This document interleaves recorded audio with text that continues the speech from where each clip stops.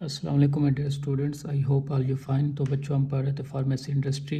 तो आज हम बात करेंगे लिक्विड डोजेज फॉर्म के बारे में पढ़ेंगे। ये दूसरी फॉर्म है जी, पेरेंटल डोजेज फॉर्म। इससे पहले हमने जो थे सिरप्स के बारे में डिटेल में देखा था कि सिरप को किस तरह से बनाया जाता है, उसके कौन कौन से मेथड और उनको हमने डिस्कस किया था। तो बच्चों, आज के लेक्चर में हम पेरेंटल्स को देखेंगे कि जब पेरेंटल्स क्या होते हैं। तो बच्चों, पेरेंटल बेसिकली दवाई की उस शक्ल को कहा जाता है कि जिसे हम बॉडी के अंदर इंजेक्ट करते हैं, उसको हम पेरेंटल कहते हैं। इसमें ज़्यादातर हमारे पास इंजेक्शंस आ जाते हैं, ड्रिप्स आ जाते हैं। तो कोई भी ऐसी चीज़ जो बॉडी के अंदर आप इंजेक्ट करते हैं, उसको हम पेरेंटल्स कहते हैं। बुक के अंदर बच्चों पेरेंटल्स के मेथड ऑफ प्रिपरेशन या मेथड ऑफ मैन्युफैक्चरिंग नहीं है, सिर्फ और सिर्फ पेरेंटल्स की स्टेरिलाइजेशन के ऊपर जोर दिया गया है कि सो आज के लेक्चर में हम छोटे से टॉपिक को कवर करेंगे।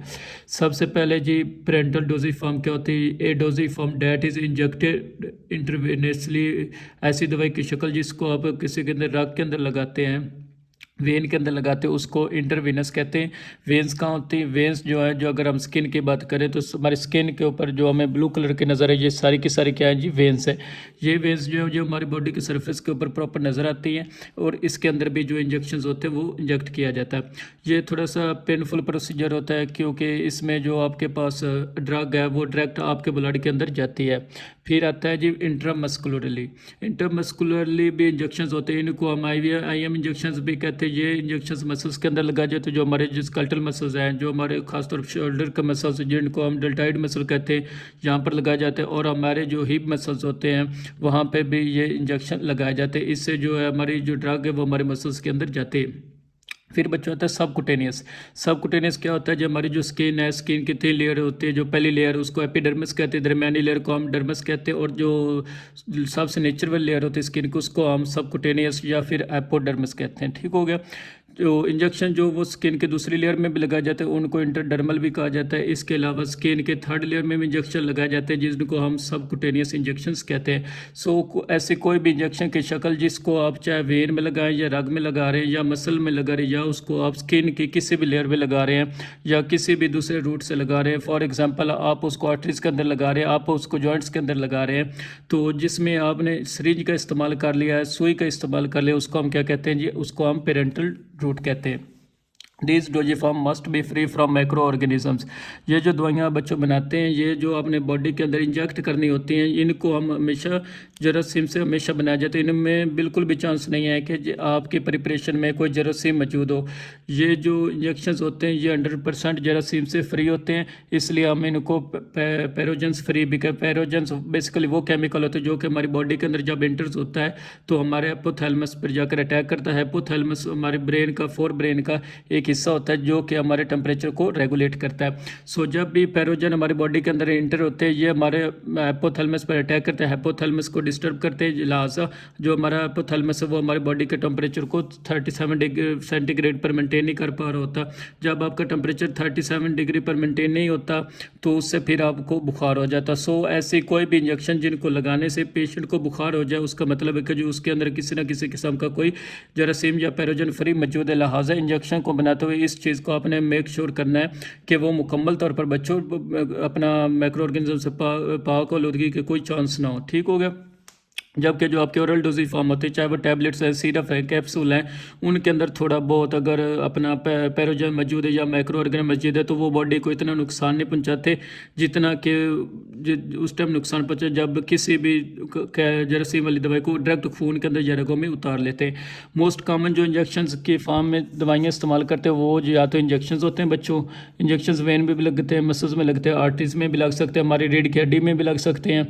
इसके अलावा हमारे जो जॉइंट्स उसमें भी लग सकते हैं। तो इसके अलावा इंट्रावेनियस इन्फ्यूजन्स होती है। इन्फ्यूजन से मुराद होती है ड्रिप क्या होती है? एक बड़ी अमाउंट में जब आप ड्राइव अपना पेशेंट की बॉडी में इंजेक्ट करते हैं उसको आप इन्फ्यूजन या ड्रिप कहते हैं। जैसे कि डेक्सट्रोज की ड्रिप होगी, नॉर्मल सलाइन की ड्रिप होगी, 500 ml की भी हो सकती है, 250 ml की भी हो सकती है, 1000 ml की भी या 1 लीटर की भी ड्रिप जो है वो मौजूद होती है। फिर आता है जी बच्चों powders for injection. Powders for injection क्या होते हैं? कुछ इंजेक्शन बच्चों ऐसे होते हैं जो मार्केट के अंदर आपको बने बनाए मिलते हैं, यानी कि उसके अंदर लिक्विड भी होता है और उसके अंदर ड्रग भी मौजूद होता है। आपने बस जस्ट क्या उन्हें इंजेक्शन को खोलना होता है और अपने जो भी आपकी दूसरा अपना सिरिंज है उससे फिल करना होता है और पेशेंट के बॉडी में लगा देना होता है। इनको हम कहते हैं जी प्रीपेड इंजेक्शंस। कुछ बच्चों इंजेक्शन मार्केट में ऐसे आपको इंजेक्शन मिलते हैं जिसमें पाउडर अलग से मिलते हैं एक शीशी के अंदर, और एक शीशे के अंदर पूरी शीशे की बनी होती है जिसके हम एम्प्यूल कहते हैं, उसके अंदर आपको लिक्विड मिलता है। एम्प्यूल की दूसरा नाम एम्प्यूल्स आपको पता ही है, जो वाटर टाइप इंजेक्शंस होता है जिसके अंदर मतलब कि आपको लिक्विड जो होता है वो नज़र आ रहा होता है, उसके ऊपर ड्रग का नाम भी लिखा हुआ होता है कि कोई भी हो, जैसे अपना कोई भी ड्रामाडोल हो गया या कोई भी हो गया, तो एम्प्यूल के अगर बिल्कुल ऊपरली तरफ अपना थोड़ा सा देखें ना तो बच्चों कोई भी एम्प्यूल अभी मेरे पास मौजूद नहीं, अगर मौजूद होता है तो मैं आपको ज़रूर दिखाता। तो वहाँ पर ना एक रेड टाइप का जो कोई ना कोई निशान लगा होता है जहाँ से आपने उसको ब्रेक करना होता है। एम्प्यूल को कोई भी हार्ड चीज़ जो छुरी है या कोई भी चीज़ मौजूद है, कैंची है, जो भी है, उसके ऊपर मारते हैं और वो जो कैप है वो ऊपर वाला हिस्सा जो होता है वो अलहदा हो जाता है और नीचे ऊपर वाले हिस्से को हम कैप कहते हैं और नीचे बॉडी, नीचे वाला हिस्सा बॉडी होता है। तो कैप को जहाँ पर वो निशान होता है वहाँ से आपने उसको कैप को अलहदा कर देना होता है, तो तोड़ देना होता है। उसके अलहदा करते तोड़ते हैं तो आवाज़ आती है और आपके पास जो कैप होती है वो सेपरेट हो जाता है और नीचे आपके पास जो बॉडी बाज जाती है जिसके अंदर आपके पास लिक्विड मौजूद होता है। उसके बाद आप उस सिरिंज के अंदर उसको डालते हो, जितनी भी ड्रग आपको चाहिए तो आप उसमें से ड्रग ले लेते हैं। सो ये जो आपके मस में मौजूद होता है अपना अम्प्यूल जो होता है उसके अंदर लिक्विड डोजेज फॉर्म होती है। इसके अलावा हमारे पास जो अपना कुछ वाइल्स मौजूद होते हैं, वाइल्स मेरे पास भी नहीं अवेलेबल, तो चलो कोई नहीं, आपको समझ आएगी होगी उम्मीद है। तो उनकी जो कैप होती है जो वाइल्स की वो रबड़ की बनी होती है, उनके राउंड में स्टील होता है और दरमियान में रबड़ होता है, उसमें मोस्टली पाउडर्स ही रखे जाते हैं। अब उसमें बच्चों क्या करना, तो कुछ दवाइयाँ ऐसे होती हैं जिनको हम रेडी टू मिक्स नहीं कर सकते कि उनको फौरी तौर पर या काफ़ी लंबे टाइम्स के लिए मिक्स करके छोड़ दिया जाए तो आपस में रिएक्ट कर सकते हैं। तो फिर बच्चों हम क्या करते हैं कि उस ड्रग का जो लिक्विड होता है उसको इस तरह के एम्प्यूल्स के अंदर अपना फिल कर लेते हैं और जो पाउडर होता है उसको हम वाइल के अंदर फिल कर लेते हैं। उसके बाद हम बच्चों क्या करते हैं, जब भी हमने इंजेक्शन को लगाना होता है हम इसको तोड़ते हैं और साथ में वाइल को खोलते हैं और इन दोनों को आपस में मिक्स करते हैं और मिक्स करने के बाद हम उसको बॉडी के अंदर इंजेक्ट कर देते हैं। अभी मेरे पास दरअसल ना मौजूद नहीं तो मैं आपको ना वो साथ साथ दिखा भी देता हूँ। तो इस तरह के जो इंजेक्शन उनको पाउडर्स फॉर इंजेक्शन कहते हैं कि जो पाउडर्स होते हैं उनको हम इंजेक्शन के तौर पर इस्तेमाल करते हैं, डायरेक्ट पाउडर नहीं लगाते, साथ में उसका लिक्विड भी मौजूद होता है पाउडर के साथ उसी दूसरे उसकी डब्बी के अंदर। तो manufacturing process should meet the requirements good manufacturing practice बहुत इंपॉर्टेंट एमसीक्यूज है बच्चों कि जब भी आपने पेरेंटल डोजेज फॉर्म बनानी तो हमेशा आपने गुड मैन्युफैक्चरिंग प्रैक्टिस का ख्याल रखना है कि ये नहीं कि जहाँ पर भी आप दवाई को तैयार कर रहे हैं, प्रैक्टिस कर रहे हैं दवाई की, तो वो अच्छी हो, इन्वायरमेंट अच्छा हो, साफ सुथरा माहौल हो, किसी की तरह की अपना कोई भी जरासीम फैलने की अपना कंडीशन ना हो को, मतलब कि गुड जब एमसीक्यूज का पूछा जा सकता है कि गुड मैन्युफैक्चरिंग प्रैक्टिस का जो मेथड है किस पर इस्तेमाल होता है, तो ये वो पेरेंटल डोजेज फॉर्म पर इस्तेमाल होता है। फिर आता है जो बच्चों जो मेथड्स ऑफ द स्टेरिलाइजेशन के, तो स्टेरिलाइजेशन का बच्चों मतलब होता है कि किसी भी दवाई को जरासीम से पाक करना, स्टेरिलाइजेशन कहते हैं कोई भी कंटेनर हो दवाई हो उनको स्टेरिलाइज करना, जो स्टेरिलाइजेशन कहलाता है, मतलब जरासीम से पाक करना। स्टेरिलाइज कोई भी मतलब कि अपना किसी भी कंटेनर के अंदर कोई भी किसी को जरासीम मौजूद नहीं, इसलिए उनको स्टेरिलाइज करना। तो बच्चों sterilization is necessary for the complete destruction of the spore forming and non spore form micro organisms.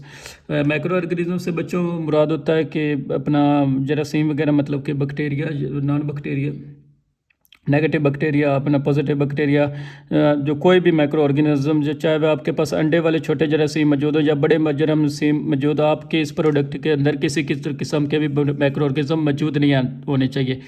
ठीक होगा बच्चा। तो देन हमारे पास जो पॉइंट है वो आता है जी, efficiency of the sterilization process depend upon the nature of the product, कि आप कौन सा प्रोडक्ट यूज़ कर रहे हैं और किस तरह का प्रोडक्ट आप स्टेरिलाइज करना चाहते हैं, उस तरीके उस प्रोडक्ट के अकॉर्डिंग आप अपने स्टेरिलाइजेशन का मेथड सिलेक्ट करते। कुछ चीज़ें बच्चों ऐसी होती हैं जिनको हम हीट नहीं कर सकते, लिहाजा उनको हमें फिर ठंडे तरीके से स्टेरिलाइजेशन करना पड़ता है, तो जरासीम से पाक करना पड़ता है अपना। And the type of the contamination के उसके अंदर किस तरह का टॉक्सिक मटेरियल मौजूद है, उस टॉक्सिक मटेरियल को निकालने के लिए अलग से मेथड होता है, उस पर डिपेंड करते हैं। अब वो है जी following method use for the sterilization के लिए कुछ ये मेथड्स हैं जो हम इस्तेमाल कर, जब भी हम स्टेरिलाइजेशन करते हैं या तो हम स्टीम के ज़रिए से स्टेरिलाइजेशन कर सकते हैं, यानी कि बुखारात के ज़रिए से इस्तेमाल कर सकते हैं। अपना स्टीम में कन्वर्ट किया जाता है, जिसमें हम एक मशीन यूज़ करते हैं जिसको हम ऑटोक्लेव कहते हैं। ऑटोक्लेव के ज़रिए से मशीनों को अपना जरासीम से पाक किया जाता है, मेडिसिन को। उसके बाद है जी गैस स्टेरिलाइजेशन। ये आपने फर्स्ट ईयर में माइक्रोबायोलॉजी में पढ़ा होगा कि इसमें होता क्या है बच्चों के, हमारे पास एक मशीन होती है, उस मशीन को हम 121 सेंटीग्रेड पर टेम्परेचर सेट करते हैं और उसको 15 से 20 मिनट के लिए चलाते और किसी भी प्रोडक्ट को उसके अंदर रख देते तो जरासीम से पाक जो होती है प्रोडक्ट फ्री हो जाते हैं। फिर बच्चों आता है जी गैस स्टेरिलाइजेशन। किसी भी प्रोडक्ट को हम हीट नहीं करना चाहिए तो हम गैस के ज़रिए से भी उसको साफ़ कर सकते हैं। जैसे कि कोई लिक्विड है उसमें से गैस गुजारी जाए तो गैस का नाम क्या है जी, ओजोन गैस मोस्टली यूज़ की जाती है जरासीम को रिमूव करने के लिए। इसके साथ साथ है जी शुआओं के ज़रिए से भी हम जो जरासीम है वो साफ़ कर सकते हैं। कौन सी शुआएँ इस्तेमाल की जाती है? X rays, gamma rays, ultraviolet rays, electron beam. इनमें से सबसे ज़्यादा जो ताकत होती है किसी भी चीज़ के अंदर में से गुजरने की वो होती है जी गामा रेज की। एक्सरेज की भी होती है, अल्ट्रावायलेट की भी होती है, बट इसकी थोड़ा सा इतनी ज़्यादा नहीं होती।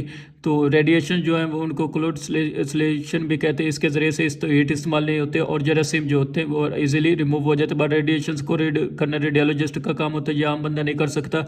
तो सेकंड जो है रेडिएशन एक्सपेंसिव होते हैं तो प्रोडक्ट की कॉस्ट थोड़ी सी ज़्यादा। लास्ट पे आता है बच्चों फिल्ट्रेशन, यानी कि छन्ने के ज़रिए से फिल्टर पेपर के ज़रिए से भी अपने प्रोडक्ट को छान सकते हैं। यानी कि कोई लिक्विड है को मुझे लगेगा कि ये साफ़ सुथरा नहीं, मैं कोई भी फिल्टर पेपर लूँगा और उस अपना फिल्टर पेपर में से लिक्विड को क्रॉस करूँगा, गुजारूँगा, तो जो भी अपना साफ़ सुथरा मटेरियल है वो नीचे हासिल हो जाएगा और जो उसमें से माइक्रो ऑर्गेनिज्म या जो भी होंगे वो ऊपर रह जाएंगे।